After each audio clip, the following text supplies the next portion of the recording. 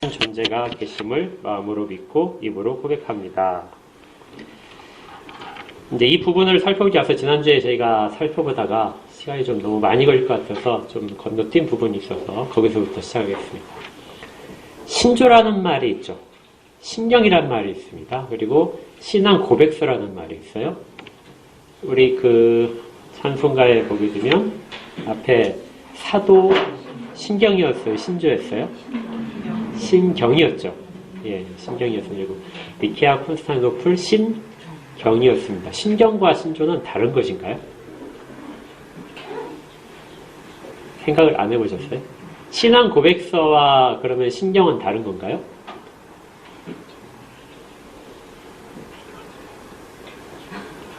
예?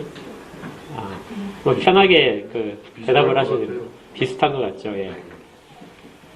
여기에 대한 의견들이 두 가지 정도가 있어요. 첫 번째는 다 그냥 사용해도 된다. 다 그것이다. 실제로 비슷합니다. 라틴어 원어를 보게 되면 동의어로 취급이 되거든요. 그래서 단어는 다르지만 신경과 신조는 같이 볼 수 있다. 이렇게 보통 이야기합니다. 그래서 신앙 고백서라는 말도 같이 혼동해서 사용하는 경우가 있습니다. 그렇게 하셔도 책 잡으면 절대 안 돼요. 예, 큰 문제는 안 됩니다. 그러나 이제 꼭 완고한 분들이 있잖아요. 완고한 분들이 이걸 좀 이렇게 가려가면서 쓰자 이렇게 하는 분들이 꼭 있어요. 신경하게 되면은 경자가 붙으니까 무슨 느낌이 들죠? 예, 아주 좀 높고 소중하고 막 성경처럼 경자가 붙으면 그렇습니다. 이게 이 번역, 경자를 붙이는 번역은 이제 중국 사람들이 중국에 처음 성경이 전해졌을 때 그때부터 시작해서 경자를 붙여서 워낙 소중하다. 이걸 잘 드러내기 위해서 신경했습니다. 근데 이제 뭐 이건 신조라고 해도 전혀 관계가 없기 때문에 많은 분들이 이제 신경보다는 성경이 아니니까 신조라고 하자. 그렇게 해서 신조라는 말을 조금 더 많이 쓰기도 해요. 근데 이제 문제는 신앙 고백서가 그런데 신앙 고백서는 신경이라고 말을 할 수 있는가 하는 부분에서 의문을 제기하는 분들이 좀 있어요. 우리가 도르트 신조라고 하죠. 개혁교회에서의 가장 표준 문서 중에 가장 완성된 문서를 이제 도르트 신조를 잡는데 도르트 신조가 맞을까요? 도르트 신경이 맞을까요? 도르트 신앙 고백서가 맞을까요? 신조. 네. 신경이라고 혹시 들어보셨어요? 도르트 신경이라고? 안 들어보셨어요? 꽤 많이 쓰는데요.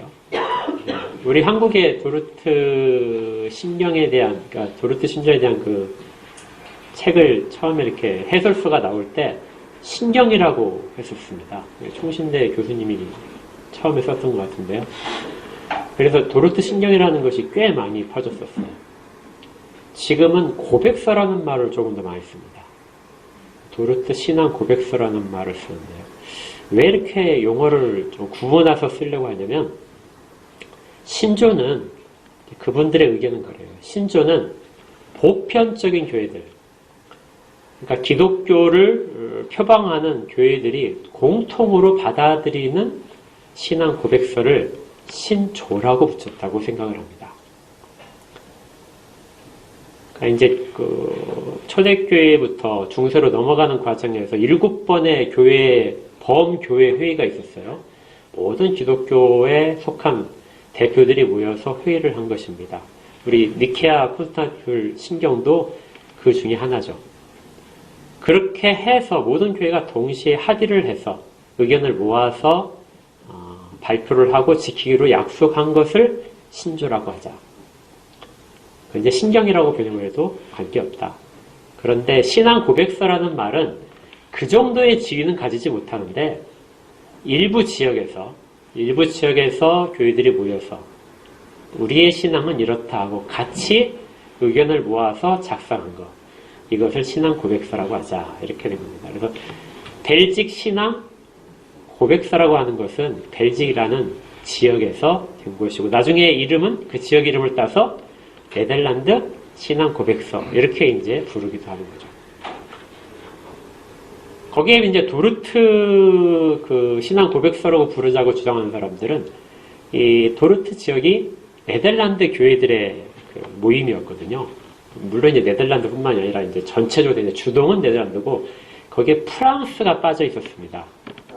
예, 프랑스 교회들이 빠져 있어서 프랑스를 갈 일이 프랑스가 빠져 있기 때문에 신조라고 붙이기에는 조금 그렇다 해서 조금 이제 주저하는 분들이 있긴 있어요. 그러니까 두 가지를 생각하시면 돼요. 신조, 신경, 신앙고백서를 똑같이 다 봐도 되고 그렇지 않고 지역적인 특색을 가졌다면 고백서라는 말을 쓰는 것이 더 옳고 그렇지 않고 범교회적인 성격을 가졌다면 신조란 말을 쓰자. 이렇게 이제 받아들여도 크게 지장은 없습니다. 네, 그런데 이제 이렇게 하다 보니까 피해야 할 것이 하나가 있어요. 어떤 지역에서 예를 들어서 이제 우리나라입니다. 우리나라 한국 장로교가 처음 들어왔을 때 우리나라만의 신앙 고백서를 하나 만들자. 이 작업이 있었어요. 한국에 있는 장로교회는 이제 미국의 북장로교회가 제일 먼저 왔고 그 다음에 호주에서 오고 미국의 남장로교가 오고 캐나다에서 오고 그래서 네 군데에서 장로교가 우리나라에 온 것입니다. 근데 색깔이 조금씩 다르겠죠. 그래서 우리가 이렇게 다르게 목소리를 내지 말고 공통으로 하나의 단체를 만들자. 그렇게 해서 이제 동노회라는 장로교 연합 노회를 만듭니다. 그러면 노회가 성립되려면 총회도 마찬가지예요. 노예가 성립되려면 신앙 고백서가 있어야 돼요. 그러니까 성경은 당연히 기본적인 표준 문서가 되고 성경에 대한 것들을 틀을 잡아주는 거. 우리는 성경을 이렇게 보겠다. 그리고 우리는 성경으로부터 이런 가르침을 받는다. 이걸 고백하는 것이 이제 신앙 고백서가 되는데 신조가 되고 그러는데 우리나라에 온 그 장로교 목사님들이 모여서 12신조라는 것을 작성을 합니다. 최초의 이제 장로교 신앙 고백서 우리나라에서 만든 겁니다. 우리나라에서 나온 거죠. 그런데 이게 우리나라의 독특한 것이 아니라 외국에 있는 것들을 가져다가 그대로 썼어요. 서문만 바꾸고. 그래서 외국에서도 쓰고 우리나라 쓰니까 우리나라의 신앙 고백서라고 하지 않고 그냥 신조라는 이름을 붙였습니다. 문제가 뭐냐면요. 신조란 말을 붙이면 아까 말씀드렸잖아요. 범교회가 보편적인 교회들이 다 그걸 사용하기 때문에 이것이 이 테두리 안에서 벗어나면 이단이 돼요. 그래서 중요한 신조들, 신경은 이단들과의 싸움 속에서 그들을 쳐내기 위해서 어떤 것이 진리다 하고 밝히 구별해서 보여주기 위해서 작성이 되어 있습니다. 니케아 콘스탄티노플도 마찬가지예요. 이단적인 것들에 대해서 바르게 잡기 위해서 그렇게 한 것이죠. 그렇기 때문에 신조의 형태와 신조의 내용 자체를 굉장히 중요하게 생각을 해야 됩니다. 그리고 이걸 바탕으로 해서 한 지역의 교회가 자기 문화에 따라서 약간의 순서를 바꾸든지 아니면 용어를 좀 바꾸든지 해서 자체적으로 교회의 어떤 질서까지도 포함시켜서 만든 것이 신앙 고백서다 이렇게 생각하시면 제일 적당합니다. 근데 과거에는 그랬어요. 그런데 이제 교통이 발달하다 보니까 사람들이 다 흩어지잖아요. 그러니까 벨직 신앙 고백서가 있었는데 그러면 벨직 그 지역에서의 네덜란드 지역의 신앙 고백서인데 이 사람들이 해외로 이주를 해서 미국으로 갔습니다. 그럼 미국에 가서 신앙 고백서를 새로 작성을 하냐? 그게 아니고 가져다가 그냥 여전히 써요. 그러니까 한 지역성을 더 이상 이야기하는 것이 아니라 어떤 한 그 믿음 고백의 어떤 경향성 그리고 보통 분파라고 얘기하는 그런 것을 대표하는 것이 신앙 고백서가 됐어요. 그러니까 장로교는 여러분들이 헌법을 찾아보시면 장로교는 공통적으로 신앙 고백서 하나를 채택을 합니다. 장로교나 뭐 감교 다 조금씩 다른데 대부분이 다 웨스트민스터 신앙 고백서를 바탕으로 해요. 그리고 나서 이제 교파별로 조금씩 웨스트민스터 신앙 고백서 몇 년도 걸 쓸 거냐 그것이 좀 다르고 그 다음에 이걸 우리는 쓰지 않겠다 하는 교단도 있어요. 거기는 우리가 정말 멀다 이렇게 생각하시면 돼요. 우리 한 테두리 안에 있지 않고 테두리에 한 발을 걸친 사람들이다. 이단 절대 아닙니다. 그렇지만 다른 신앙 고백서를 쓰는 사람들은 우리와 파가 다르다, 총의가 다르다. 그렇게 보시면 제일 좋아요. 그리고 그런 신앙 고백서의 바탕에 드는 신조가 부인이 되거나 아니면 다르게 훼손돼서 사용하는 사람들, 아예 신조를 사용하지 않는 사람들은 우리가 거기에 대해서는 이단을 한 번쯤 다시 살펴봐야 됩니다. 거의 대부분이 다 이단일 경우가 많아요. 그래서 신조를 공부하기에 앞서서 신앙 고백서는 우리의 신앙이 어떤 테두리 속에 있는지, 틀을 만드는 거, 집을 만들면 기둥 세우잖아요. 주춧돌 놓고. 거기에 해당하는 것이 신조고 신앙 고백서고, 나중에 우리가 성경을 혼자 읽을 때에도 이 틀에 맞춰서 그 테두리 안에 있는지 이걸 살펴봐야 됩니다. 내가 성경을 아주 잘 이해했어요. 그래서 굉장히 아주 탁월한 해석을 했어요. 사람들에게 막 설명을 해주니까 사람들이 와 하고 막 해요. 인터넷 그런 분들 엄청 많습니다. 그런데 그런 사람들을 분별을 할 때 그들이 과연 우리 신조, 사도신조나 사도신경, 니케아 신조의 테두리 안에 있는지, 그 내용을 그대로 가지고 있는지를 살펴보면 그렇지 않다 생각되는 그들은 아무리 성경 해석을 멋있게 하더라도 전부 다 이단인 것이죠. 이단을 구별하는 기준이 되고 우리의 신앙에 바르게 가고 있는지를 구별하는 기준이 신조라는 것과 신앙 고백서라는 것입니다. 거기까지가 이제 소론이었어요. 지난주에 했었는데 보지를 못해서 오늘 이제 그 부분을 잠깐 다루고 그 다음에 이제 본격적인 내용으로 들어가도록 하겠습니다. 신조와 신앙 고백서들이 여러 종류가 있어요. 여러분들 많이 들어보셨을 겁니다. 아까 제가 설명해드렸던 거 있고 사도신경이 있고 니케아 신조도 있고 그다음에 또 뭐죠? 칼케돈 신조도 있고 에베소 신조도 있고 여러 개 있습니다. 그리고 벨직 신앙 고백서도 있고 프랑스 신앙 고백서도 있고 그다음 또 뭐죠? 하이델베르크 요리문답도 있고 도르트 신조도 있고 또 스코틀랜드 신앙 고백서 되게 많아요, 종류가. 그런데 이것들을 크게 묶어보게 되면 형태상으로 세 가지로 묶을 수 있어요. 형태상으로. 첫 번째가 내용 전개가 이렇게 되는데 내용이 아주 다른 것이 아니라 같은 내용인데 순서가 좀 다릅니다. 이걸 주목해 볼 필요가 있어요.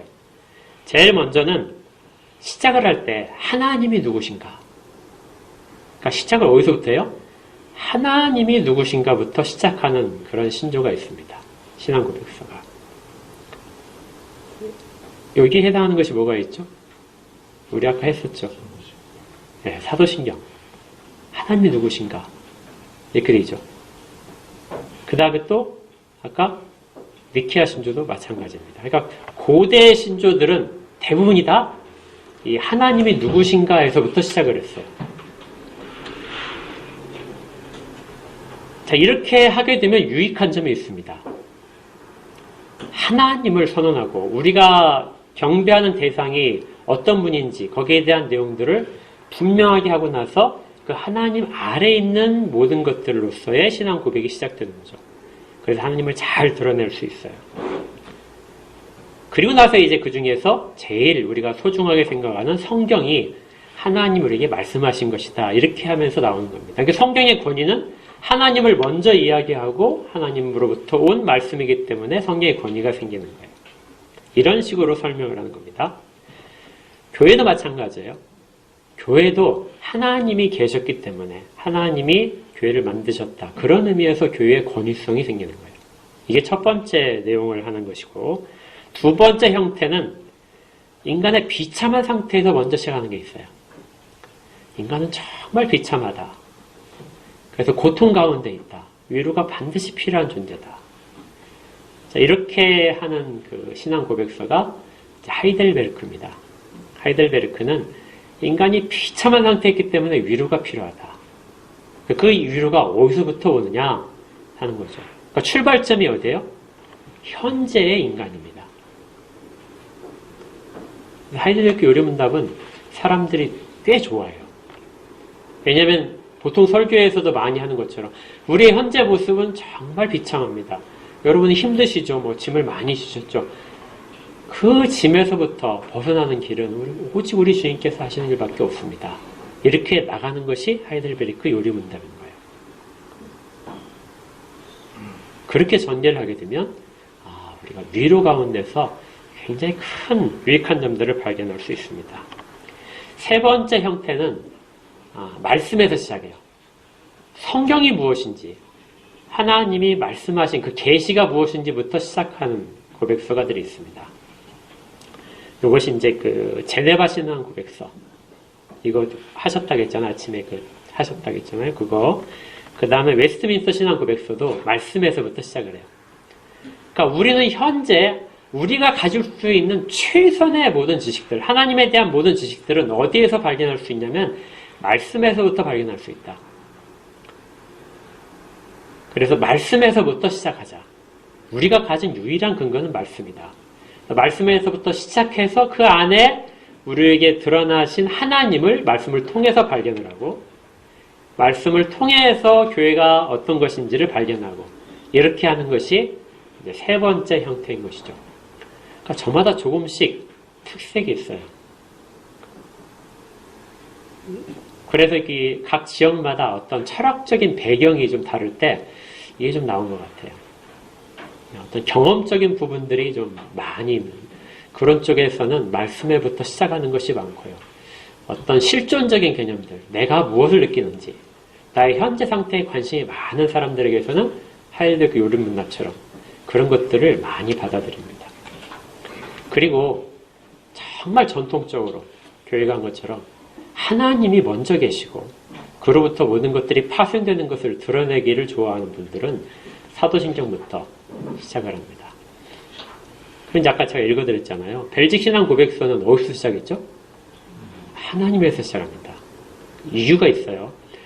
벨직 신앙 고백서는 사도신경을 그대로 따라하겠다는 거예요. 니케아 신조를 그대로 따라하겠다는 겁니다.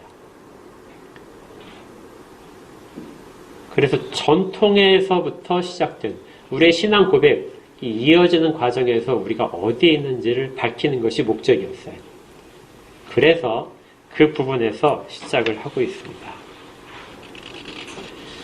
자, 그러면 이제 우리 사도신경처럼 벨직 고백서는 하나님이 어떤 분이신가 이렇게 설명을 하는데요. 이걸 이제 하나님의 본성에 대한 고백이라고 합니다. 다시 한번 이제 읽어드릴게요. 우리 모두는 우리가 하나님이라고 부르는 단순하시고 영적인 한 존재가 계심을 마음으로 믿고 입으로 고백합니다. 여기에 계신다는 말이죠. 하나님이 계신다. 그걸 우리가 믿고 고백한다. 그러니까 하나님은 실체라는 뜻이에요. 하나님은 우리의 어떤 그 머릿속에서 만들어진 개념이 아니다. 하나님은 실제로 계신다. 믿으시죠? 예. 사람들 가운데는 하나님은 원래는 안 계신데 계속해서 우리가 그의 이름을 부르면서 많은 사람들이 그의 이름을 부르고 같은 생각들을 하면서 동의하기 시작하는 순간 어떤 가상의 형체가 만들어진다고 생각을 합니다. 그래서 상상 속의 신을 만들어내는 것이 바로 그거죠. 여러분들이 군대 가신 분들은 많이 보잖아요. 어떤 것들을 계속해서 보게 되면 그것이 어떻게 돼요? 실제 있는 것처럼 보여요. 그래서 야간 근무 쓸 때 어떤 한 지역만 뚫어지게 보지 말라고 하잖아요. 계속 보고 있으면 막 형체를 가져요, 이렇게. 예. 그래서 우리가 생각하는 대로 다 나타납니다. 저거 간첩이야. 이렇게 생각하면 간첩이 움직이는 것 같아요. 그러니까 어떤 사람들은 하나님은 기독교인 당신들이 그렇게 믿음으로 자꾸 하니까 믿음과 믿음이 겹쳐가지고 만들어지는 어떤 상상 속의 것인데 그것이 사람들 속에 실체화된 것이다. 이렇게 이야기를 하고 싶어 하는 것이죠. 여기에 대해서 이제 성경도 그렇고 모든 신앙 고백서들도 하나님은 그런 것이 아니라 실체다. 실제로 계시는 분이다. 그래서 계신다는 단어가 사용되는 것은 그걸 우리에게 알려줍니다. 그런데 그럼 왜 하나님을 사람들이 믿지 않느냐? 하나님이 계신다는 걸 왜 인정하지 않느냐? 이건 하나님의 존재 증명이라고 하는데요. 하나님이 계시다는 것을 설명하기가 아주 어렵습니다.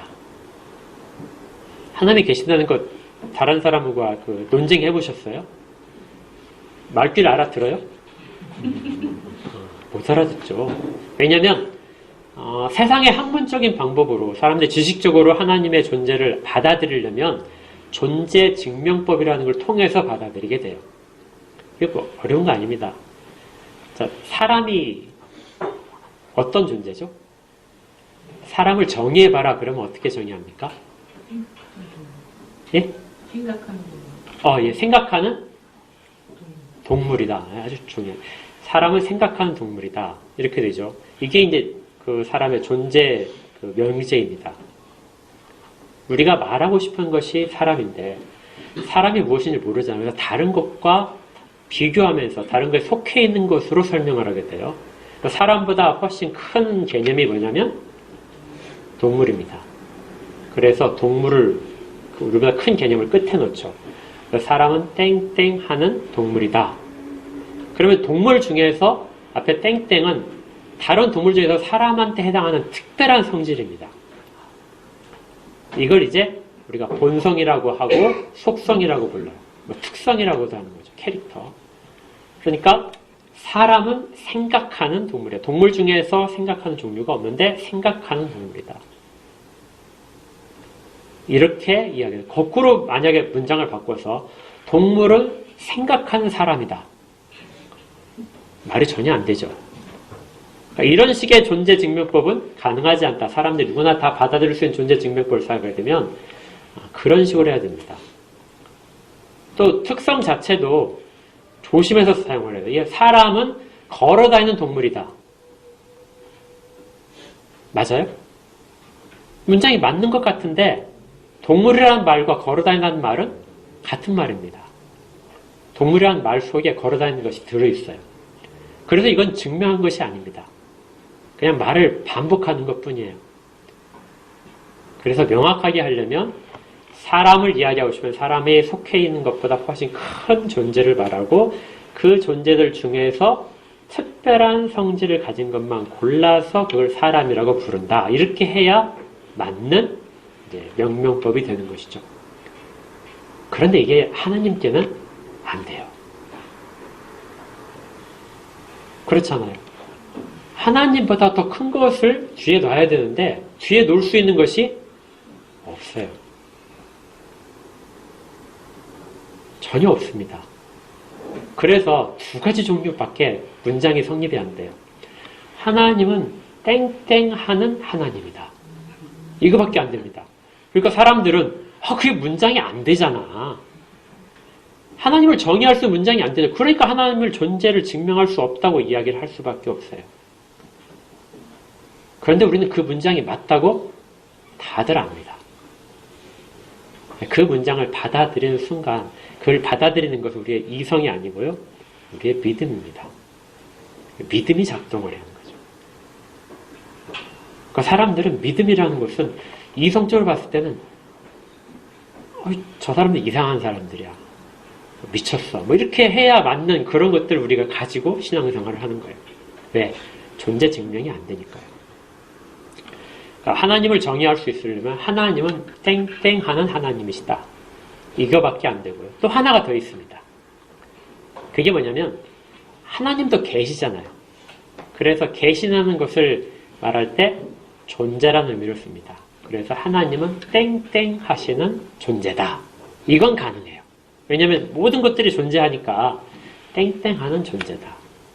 지금 벨직신앙 고백서는 뭐를 쓰고 있냐면 사람들에게 설명을 하는 거잖아요. 그래서 하나님은 땡땡 하시는 존재이시다. 이렇게 이제 문장을 구성을 하고 있는 겁니다. 그러니까 우리가 이제 하나님을 설명할 때 그 부분을 한번 잘 생각하시면 아주 유익해요. 하나님을 어떻게 사람들에게 보일 것인가? 절대적으로 사람들이 이해할 수 있는 방법으로는 보여줄 방법이 없습니다. 그래서 우리는 하나님은 하나님이시다. 그래서 우리가 유명한 나는 나다. I am who I am. 이것이 여호와에 대한 정의잖아요. 그게 나올 수밖에 없는 거죠. 이걸 그대로 받아들이는 것이 우리의 믿음이다. 하나님보다 큰 존재는 없다는 걸 기억하셔야 됩니다. 그 다음에 이제 이 문장을 조금 줄여갖고 사용하기도 해요. 예를 들어서 하나님은 사랑이시다. 그러면 이 하나님은 사랑이시다 하는 부분에서 하나님은 사랑이신 하나님이시다. 원래 이 말인 건데요. 뒤에는 하나님을 이제 빼버립니다. 왜냐하면 하나님과 존재는 동일하기 때문에 빼버리게 되면 그냥 우리는 하나님은 사랑이시다. 이 문장이 성립할 수 있는 것은 딱 하나님밖에 없는 거죠.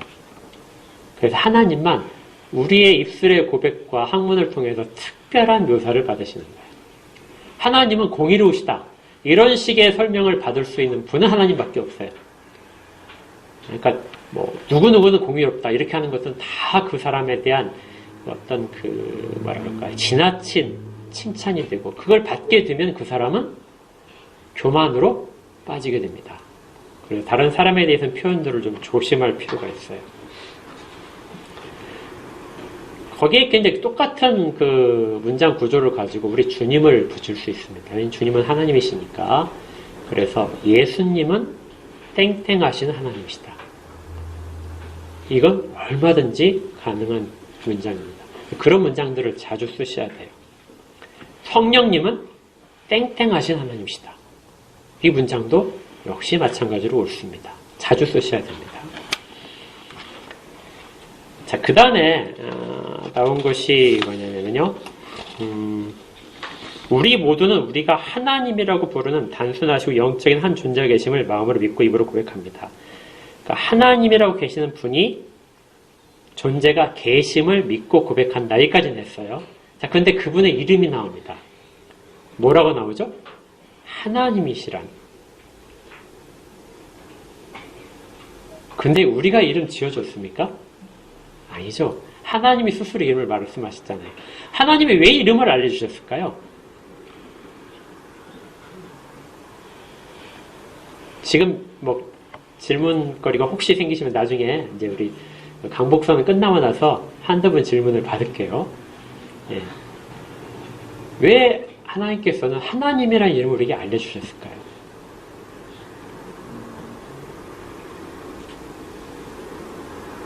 하나님이 계시다고. 예. 하나님이 계신다 안 계신다는 걸 알려주시기 위해서 그러겠죠.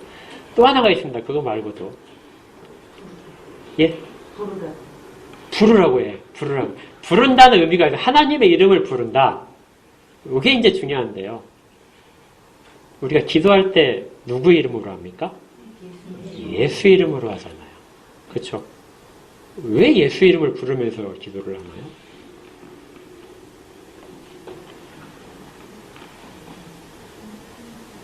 이름을 알려주고 이름을 부른다는 것은 굉장히 소중한 일입니다. 지금은 이제 뭐 여러분들 사회생활이 워낙 복잡해지니까 명함을 막 주고 받으면 바로 이름을 알잖아요. 그 사람 얼굴은 기억 못해도 명함은 남아있으니까. 그런데 전에는 이름을 알려주는 것은 자기를 잘 드러내는 방법이에요. 내가 당신과 관계 속에 들어간다 하는 모습입니다. 이거 잘 알려주는 시가 있어요. 여러분 들어보셨을 거예요. 누구죠? 김춘수 시인의 꽃. 다 아시죠? 예. 거기에 제가 한번 기억을 떠올릴게요. 내가 그 이름을 불러주기 전에는 그는 다만 하나의 몸짓에 지나지 않았다. 내가 그 이름을 불러주었을 때 그는 나에게로 와서 꽃이 되었다.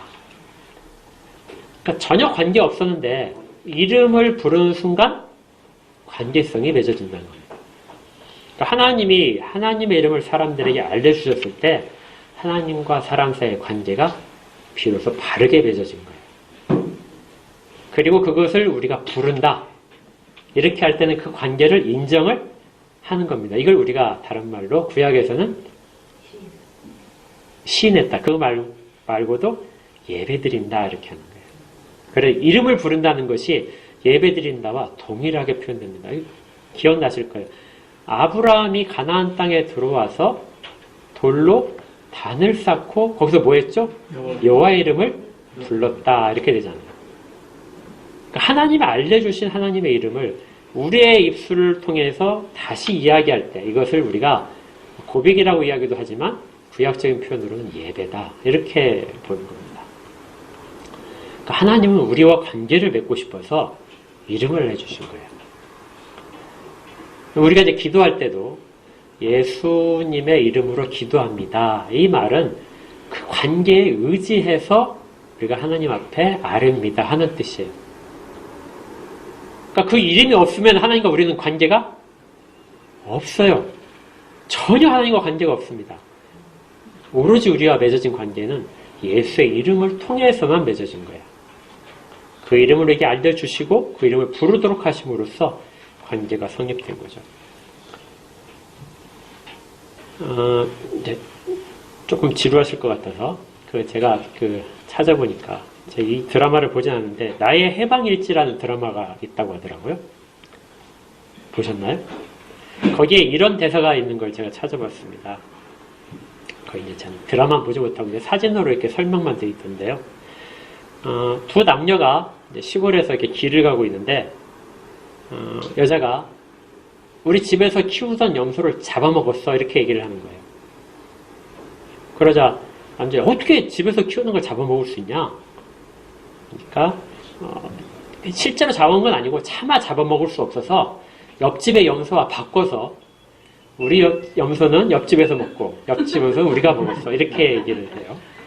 그러자 남자가 어떻게 이름을 불러가면서 그렇게 키우던 그 염소를 어떻게 먹을 수 있냐? 목으로 넘어가대?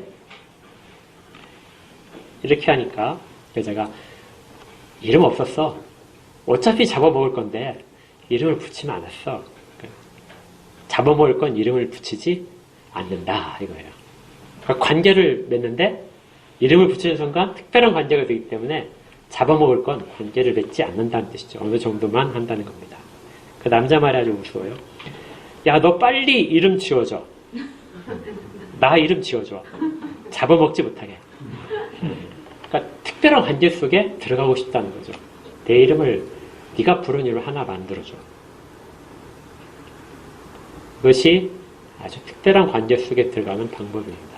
뭐 여담이지만 제가 연애할 때 제 아내의 이름은 이제 원래 따로 있거든요. 근데 집에서 부르던 이름이 있었어요. 자기 집에서.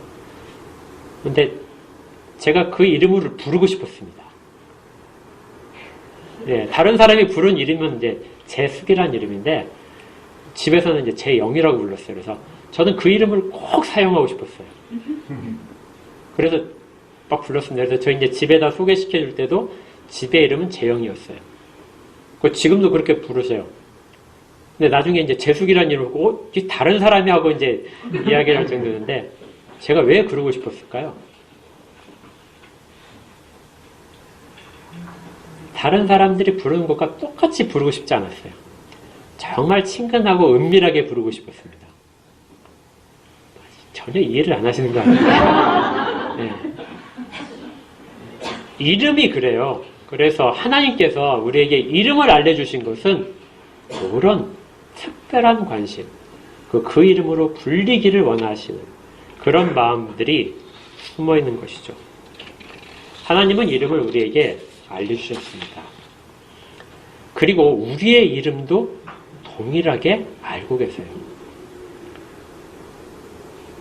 하나님 알고 계신 이름이 부모님이 우리를 알고 부르는 이름과 같는지 안 같는지는 잘 모르겠습니다. 뭐 호출 번호가 따로 있는 것인지 잘 모르겠어요. 하나님이 딱 영혼을 창조하실 때 너는 이렇게 이게 N 29842 이건 아닐 것 같은데 아무튼 독특한 방식으로 이름을 붙이셨을 수도 있어요.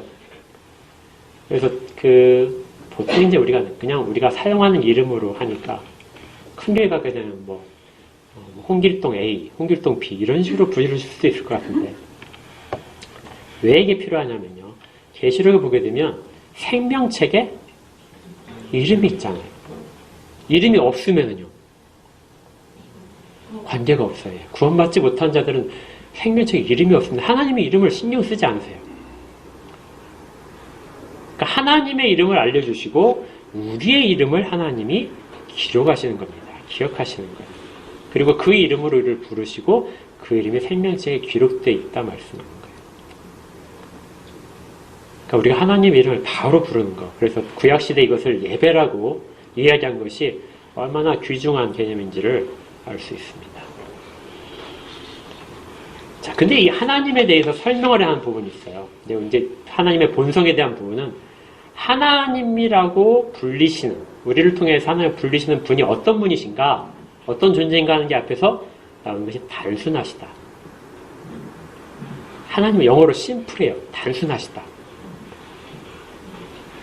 단순하시다는 말이 무슨 뜻이죠? 복잡하지 않다. 예, 맞아요. 예. 복잡하지 않다입니다. 우리가 어떤 문장을 얘기할 때 복잡하게 생각하시면 안 돼요. 진짜 복잡하게 생각하면 돼요. 그냥 단순하게 뭐다 할 때 그 뭐가 아니다 이러면 돼요. 그러니까 단순하시다는 말은 복잡하시지 않다. 뭐가 복잡할까요? 우리가 앞으로 많이 살펴보겠지만 하나님은 사랑이시다. 하나님은 공의로우시다. 하나님은 전능하시다. 하나님은 지혜로우시다. 이런 것들이 다 포함될 겁니다. 그런데 이렇게 다 포함되다 보니까 어떤 생각이 드세요? 다 뒤죽박죽 되잖아요.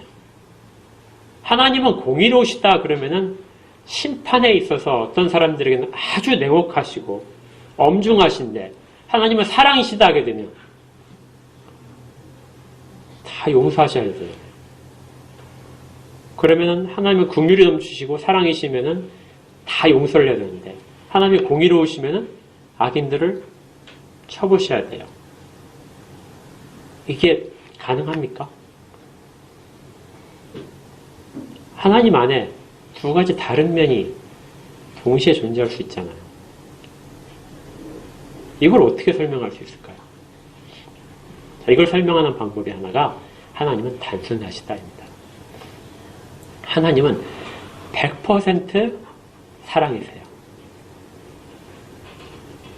하나님이 어떤 존재시라면 하나님을 가득 채우고 있는 하나님의 속성이 사랑입니다. 그래서 하나님은 100% 사랑이세요. 그런데 하나님은 100% 공의로우십니다. 그래서 반절만 사랑이시고 반절은 공의. 여러분 옛날에 그 만화 영화에 그 마징가 제트 혹시 보셨습니까? 거기에 악한 나온 게 아수라 백작 기억나세요? 예, 반절이죠. 그렇게 하나님을 생각하는 사람들이 실제로 있어요. 하나님은 반절은 공의로우시고 굉장히 엄하시고 반절은 아주 사랑스러우세요.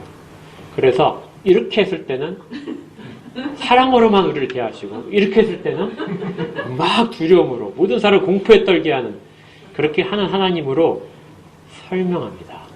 그런데 그렇지 않아요. 하나님은 100% 사랑이시고 100% 공의로우십니다. 이것을 뭐라 하냐면 단순하다 이런 거예요. 섞여서 생각도 조금 더 이해를 도우면요. 그림을 그려보시면 그림에 하얀 색깔로 사랑이라는 것을 색깔로 표시한다면 무슨 색깔로 칠할까요? 핑크? 사랑이 핑크인가요? 핑크로 다 했어요. 다 칠했습니다. 하나님은 공의로우시다. 되게 엄하세요. 죄에 대해서 아주 향철하게 지적하시고 심판하십니다. 무슨 색깔로 칠할까요? 하얀색. 하얀색 주르자. 그러면은 이 하얀색하고 핑크하고 이렇게 갖다가 겹쳐놓게 되면 예, 연분홍 그렇게 되겠죠. 예. 그렇게 혼합되어 있지 않다는 것입니다. 이 컴플렉스가 아니에요.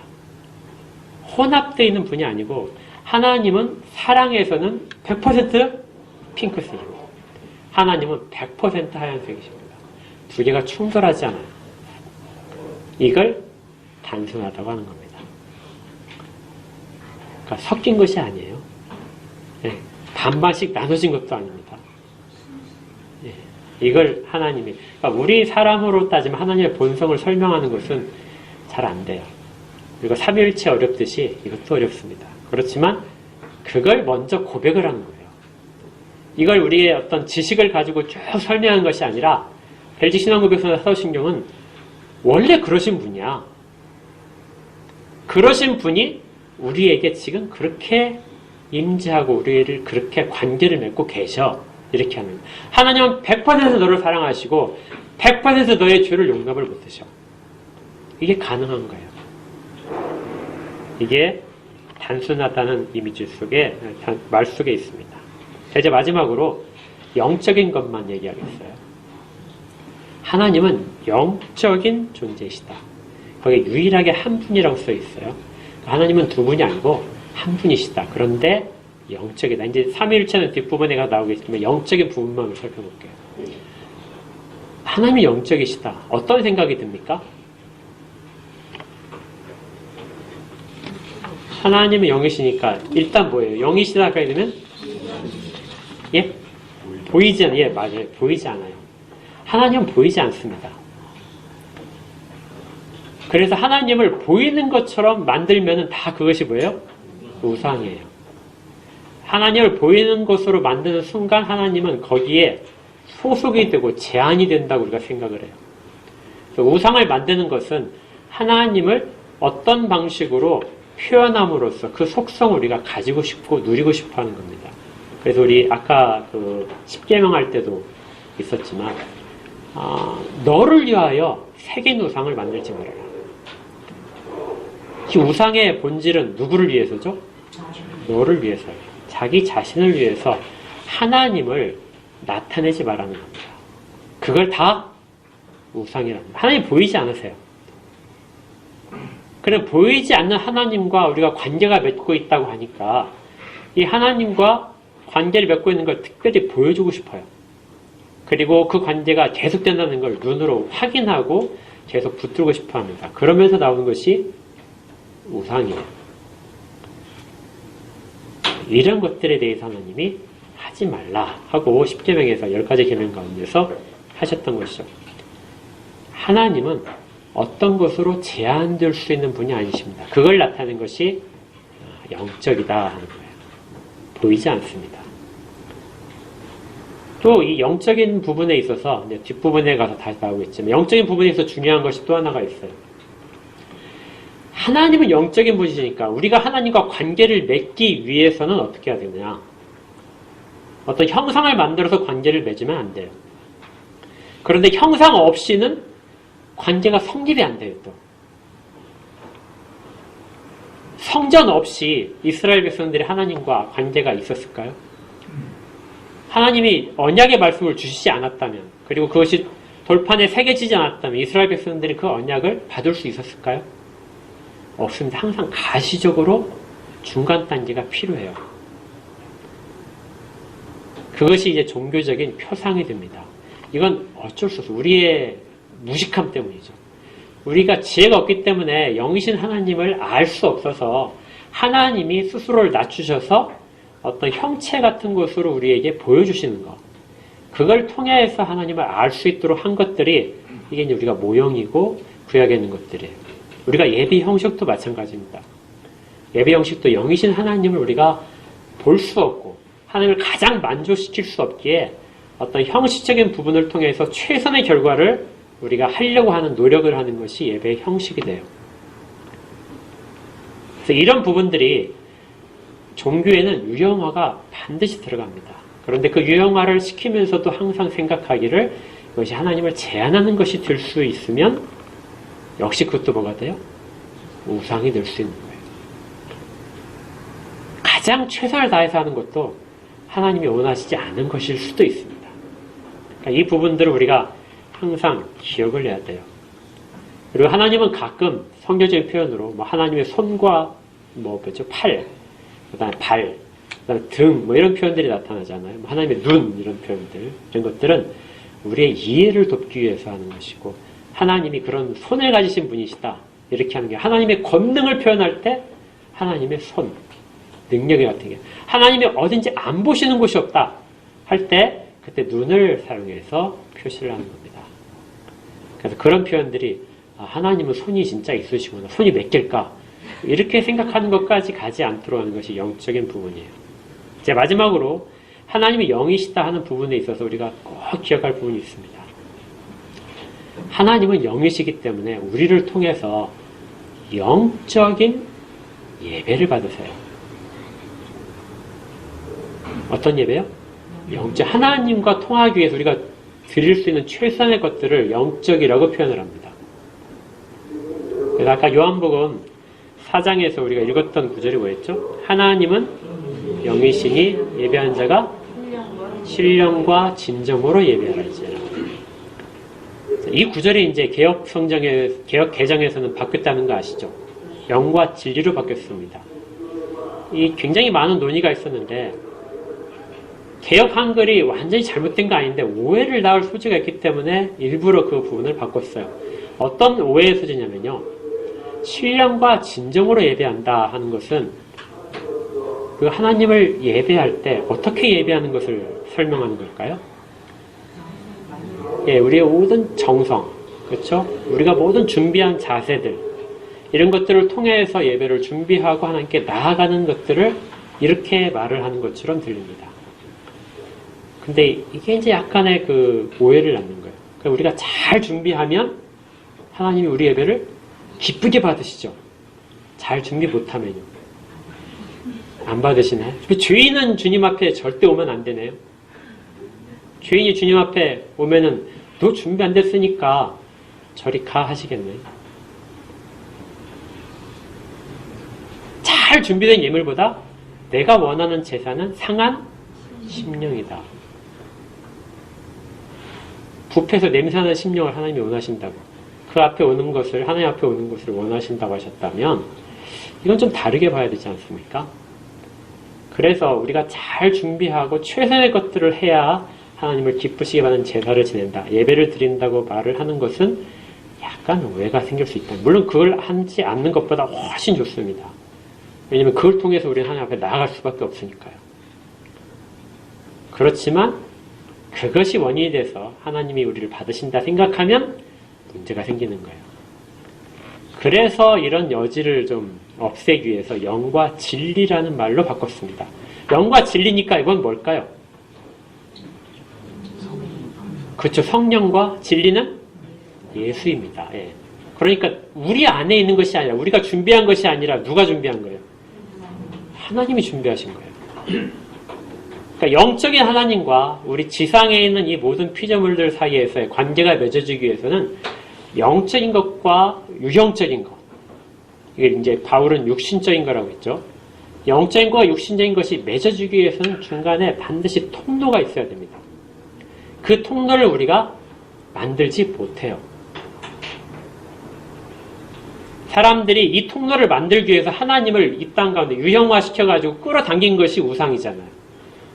반대로 내 안에 있는 공로를 가지고 하나님 앞에 나아가는 통로를 만드는 것. 이걸 우리가 아주 유명한 이단인 펠라기우스가 된 거예요. 펠라기우스가. 그러면 이제 바로 영적인 하나님 앞에 나아가는 방법은 하나님이 주신 것밖에 없습니다. 영과 진리가 우리와 하나님을 연결하는 유일한 통로인 거예요. 그걸 통해야만 하나님이 받으시는 예배가 가능해지는 거죠. 아주 단순한 원리로 하나님은 그렇게 예배하라고 그런 자를 찾으신다 하고 말씀을 하신 겁니다. 그래서 신령과 진정으로 예배한다 이 말이 잘못된 게 아닌데 오해를 낳을 수 있어서 오해를 좀 줄이는 방법으로 번역이 새롭게 된 것이고요. 물론 그것도 이제 이상하게 생각해서 우리 영어로 하니까 내 육신은 아무 필요 없이 내 영이 하나님과 만나고 있구나. 그래서 이렇게 하고 진리는 성경일 테니까 성경 가지고 성경 말씀 읽으면 예배가 되고 내 영이 하나님과 교통한다. 이렇게 생각하는 사람도 역시 또 생겼어요. 그래서 온갖 사람들이 만들어내길 잘합니다. 원래 의미가 그렇게 된다. 그 하나님이시다. 이런 의미가 지금 우리가 벨기신어급에서 제1항에 있는 앞부분에서 살펴본 내용입니다. 한번 다시 읽어드릴게요. 자, 이제 정리를 하시면서 들으시면 됩니다. 우리 모두는 우리가 하나님이라고 부르는 단순하시고 영적인 한 존재가 계심을 마음으로 믿고 입으로 고백합니다. 그 우리 모두에 누구도 있어야 된다고 했죠? 우리도 있어야 됩니다. 그래야 우리가 교회 가운데 속해 있는 거예요. 이걸 거부하면 교회 밖에 있는 겁니다. 다른 신앙 고백을 하는 자들은 우리 안에 있지 않은 겁니다. 자, 이렇게 신앙 고백을 우리가 하게 되는데 하나님을 이렇게 인정하는 그리고 고백하는 우리 모두가 되기를 주의 이름으로 축복합니다. 함께 177장 찬양하겠습니다.